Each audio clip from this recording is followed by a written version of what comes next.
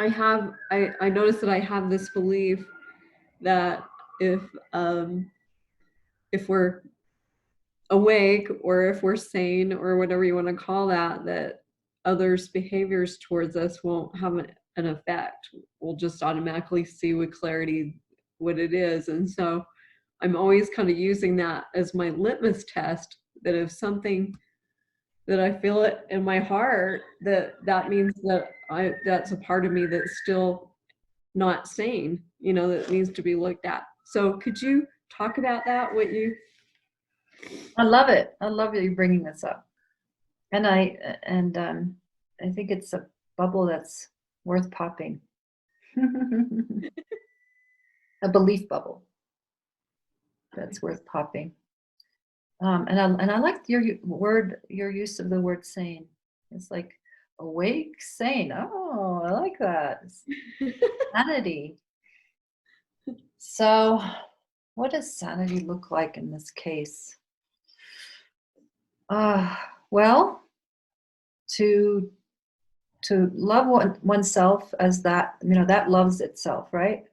What we are loves itself. So it takes care of itself. It wants to be kind to itself, right? And so how would it do that? How does that look? What is the action it would take to be kind and love itself? That's very different movement. Like it comes from the inside and out, versus what you just shared is and I don't mean to disparage it No, no, no.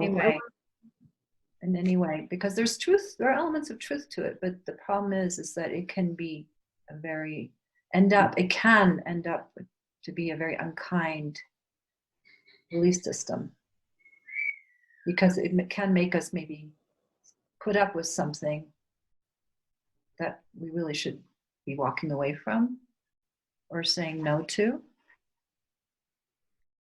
and having a boundary about, you know.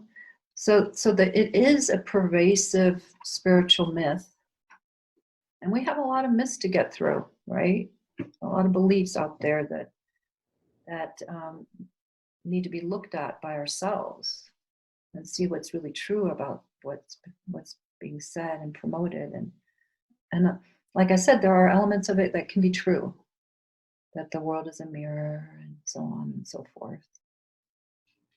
But the thing is that what you're working with is oftentimes imbalanced nature.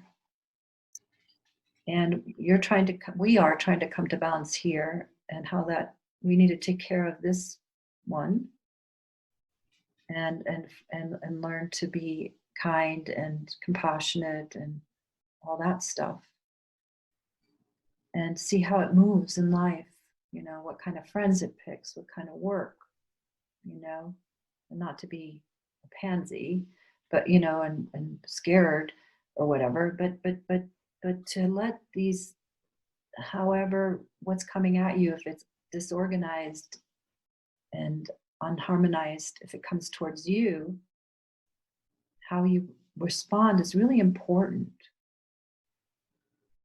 And it's your own self-value that what you're responding to, how you value the treatment of what feels right and good, because that's the world that we're wanting to support, is goodness. How would that look?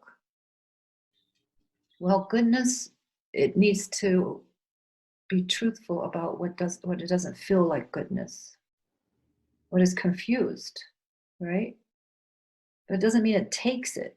It doesn't mean it's like this blank board and go, just because I have understanding that you're acting from a place of confusion and pain, doesn't mean that this goodness here needs to take it.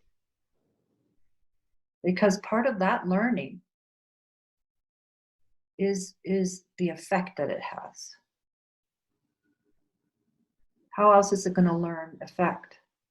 You driving people away with that behavior pattern, You know, that person may be driving people away. They're going to have people say no. They're going to have people get unhappy, whatever, distressed. But putting up with it out of an idea that that's because it still says there's something within you that is reacting and responding, that's a torture chamber. Yeah. And that's saying that as long as I'm at the effect and I'm in pain by being tortured, then I still have work to do and I should just stay here. No, you walk out of the torture chamber and say, that's a corner of the universe that's still at work, obviously. But I'm going to take myself to some other fields, you know, with pretty flowers, or, you know, people who are, you know, working on themselves in a sincere way, being honest. So that's how I perceive this and hold this. How does that sound to you? Yeah, I can see that it's a huge belief structure. Like, even while you're saying this, I can see that there's these thoughts that are coming in and they're like, I don't know why. There's like some resistance. Like, I guess if I were to give it a voice, it would be almost like, well, if there wasn't something inside of me, I wouldn't be reacting. Like, and then if I move away from what's creating a reaction in here, or a response or a feeling, then I'm running away from my very lessons that I need to learn in order to evolve, you know, or Sure. grow, you know. Life is already hard enough. I'm telling you. I mean, lessons are every day, every moment. There are some kind of lesson, you know. Well, I walk through the kitchen and bang my toe. Okay, you know, there's a lesson there, and the lesson is, Susanne, you're not paying attention to your toes, your body, right? There's lessons. I don't need to have somebody in my home or, you know, something that that is pounding lessons into me. So the way I see it is life is it's always going to give us opportunities for growth. We don't have to worry about that. And no, I'm not suggesting running away from everything. That's not the answer. Yeah. Absolutely not. So you have to weigh it and look inside and go, well, what's happening here? Am I being worn down? Is this really ultimately in this most truest sense kind for me? You know, remember Dalai Lama said his religion is kindness. Yeah. So, you know, kindness is a really good one. Do we make mistakes? Yes. Do we accidentally speak unkindly at times to people? Yes. Mm-hmm. Do we, you know, hurt ourselves and hurt others at times? Yes. But what is the predominant motivation? Where is it predominant? If that is like 10% or whatever, you know, going on, then you know, that gives it a chance for opportunity for seeing things, and an opportunity for forgiveness. Mm.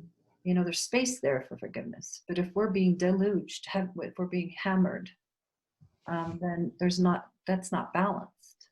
Do you understand what I'm saying? I do. And the question that's coming up, I don't want to take up everybody's time. I'm hoping that everybody's interested in this. And okay. You're good. Are we good? Okay. Is that then for somebody like myself that gets confused or doesn't really, you know, it's so funny you say pansy because they're really tough, hard ass flowers, you know, but they're so delicate and they're straight, you know, that they can rise up through snow and, you know, in the blustering winter, but they retain their delicacy. And I know you know that. I just love that metaphor of the pansy when you say it, you know. No, I wasn't thinking that, but thank you for bringing that up. Yeah.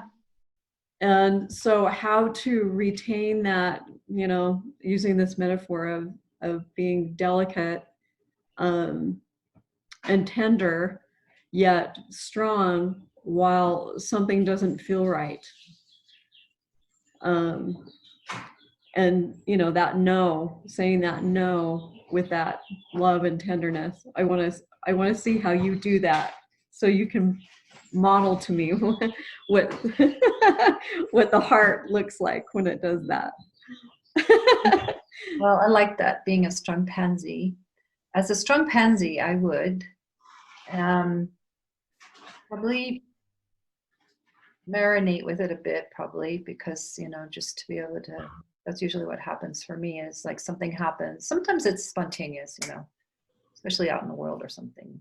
But with, like, I live with my 2 young adult children in the house, so, you know, things come up. What I'll do is sit down and we'll talk. I'll have a talk, you know, and like, this is what's going on for me. And usually it's either the chance for correcting something is within communication, you know, sincere communication from the heart.